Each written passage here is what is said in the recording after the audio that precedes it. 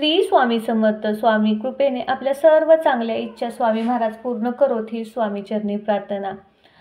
तर आज आपण या व्हिडिओमध्ये पूजा करत असताना देव आपल्याला काही संकेत देत असतो. ते संकेत कोणते आहेत?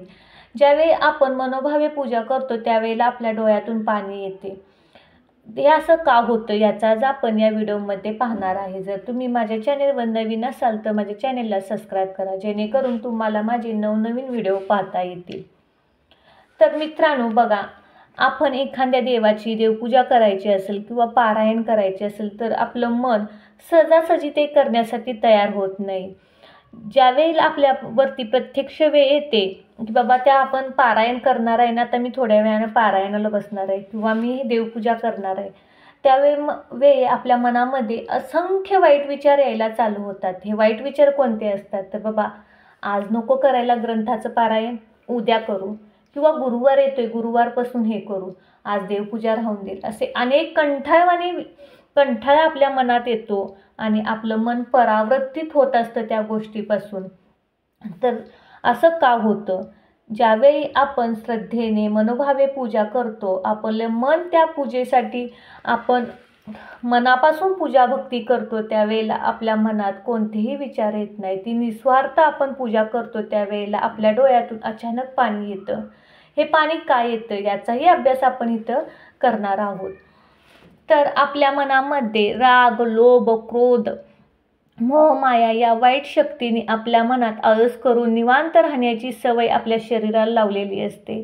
ज्यावेळेला आपण भक्तिमार्गात येतो त्यावेळेला आपण भक्तिमार्गापासून दूर जाण्यासाठी हे मोह, माया, राग आपल्याला परावृत्तीत करत असतं की बाबा तू भक्तिमार्गात येऊ नको किंवा आज नको उद्या करू, या अशी आपल्या शरीराला सवय लावण्याचा प्रयत्न कोण करत असतं? तर आपल्या मनामध्ये असणारा क्रोध असतो किंवा मोह असतो, माया असते, आळस असतो. हा आळस आपल्याला भक्तिमार्गापासून दूर नेण्याचं काम करत असतो. ज्यावेळेला आपण मनोभावे भक्ती करत असतो किंवा प्रार्थना करत असतो त्यावेळेला आपल्या अनेक चांगले अनुभव आपल्याला मिळत असतात. तर आपण पूजा करत असताना किंवा नामस्मरण करत असताना आपल्याला झोप काय येते हे जर पाहायचे असेल तर मित्रांनो याचे प्रमुख कारण आहे आपली भक्ती हेच आहे, दिसून येईल.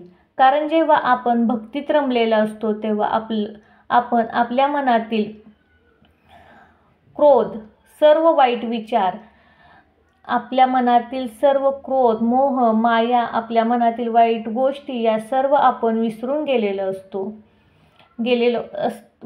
असतो आणि आपले मन त्यावेळी एकाग्र होऊन भक्तिमार्गात ठरलेले असते आणि सात्विक झालेले असते. पण याआधी आपल्या मनात क्रोध, राग, लोभ, माया या वाईट गोष्टी तसेच आळस करून निवांत राहण्याची सवय लागलेली असते.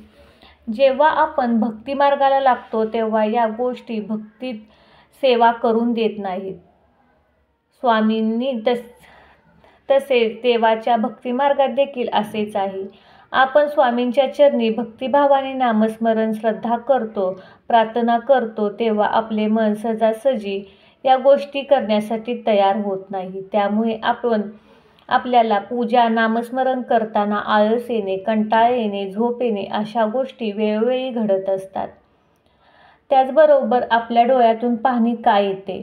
जेव्हा आपण मनोभावे आपल्या देवाची पूजा, भगवंताची पूजा करत असतो तेव्हा आपल्या डोळ्यातील पाणी येते, झोप यायची बंद होते, डोळ्यातून पाणी येते, आळस येणे बंद होते. हे सातत्याने आपल्या बाबतीत घडत असेल तर मित्रांनो हा एक देवी संकेत आहे. जेव्हा तुम्ही पूजा करता किंवा नामस्मरण करता तेव्हा तुमच्या डोळ्यात पाणी येत असेल तर आपली भक्ती मनोभावे श्रद्धेने पूजा, नामस्मरण करत असतो तेव्हा आपले मन एकाग्र झालेले असते व आपण भक्तिमार्गात रमलेलो असतो. व आपली भक्ती परमेश्वर स्वामींची म्हणजेच स्वामी महाराजांच्या चरणी पोचलेली असते. असाच हा अनुभव असल्यामुळे आपल्या डोळ्यात चटकन पाणी येते. अशा प्रकारे स्वामी महाराज आपल्याला संकेत देतात की बाबा तुझी भक्ती माझ्यापर्यंत पोचली आहे. अशा प्रकारे जर हा व्हिडिओ तुम्हाला आवडला असेल तर व्हिडिओला लाईक करा, शेअर करा, कमेंट करा. श्री स्वामी समर्थ.